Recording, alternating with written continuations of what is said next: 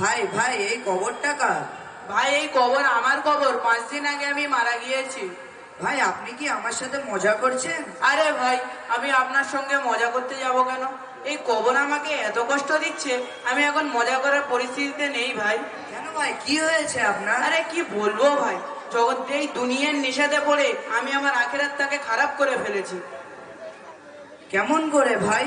কি বলবো ভাই, যখন দুনিয়াতে বেঁচেছিলাম তখন ভাবতাম যে কাল থেকে নামাজ পড়বো, পরশু থেকে নামাজ পড়বো, এই জুম্মা পড়বো, ওই জুম্মা পড়বো। বেঁচে থাকতে কোরআনটাও শিখতে পারিনি, মাসলা মাসাইলগুলোও শিখতে পারিনি। অথচ দুনিয়াতে অনেক দিন বেঁচেছিলাম, সময়টাকে মূল্যায়নও করতে পারিনি। আর একদিন হঠাৎ আমার ইন্তেকাল হয়ে যায়, আল্লাহ তাআলার কাছে তওবা করার সময়টাও পেলাম না ভাই। আর আজ এই কবর আমাকে খুব কষ্ট দিচ্ছে ভাই, খুব কষ্ট দিচ্ছে।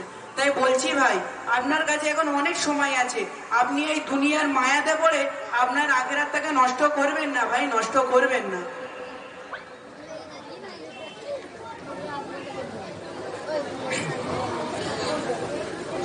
সম্মানীয় সুধী ভাইরা, আপনাদের কাছে একান্ত নিবেদন যে আপনারা সময় থাকতে সময়ের মূল্যায়ন করুন। হাদিস শরীফের মধ্যে এসেছে, আর দুনিয়া মাসরাতুল আখিরা, দুনিয়া আখিরাতে খেতিবাড়ি। অর্থাৎ যদি আমরা দুনিয়াতে নামাজ, রোজা, হজ, যাকাত এবং নেক আমল করি, তাহলে তার ফল হিসাবে আখিরাতে জান্নাত পাবো। আর যদি আমরা নিজের নফসে গোলামি করি, অর্থাৎ আল্লাহ ও তার রসুলের দেখানো পথে না চলি, তাহলে এই আখিরাতে আমাদের জন্য খুব কঠিন শাস্তি রয়েছে। সেজন্য প্রাণ প্রিয় মুসলমান ভাইরা, আমরা সময়কে এবং আমাদের সম্পদকে আল্লাহ ও তার রসুলের তরিকা অনুযায়ী ব্যবহার করি।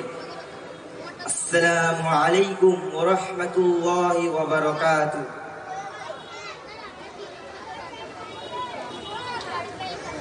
ওয়ালাইকুম আসসালাম।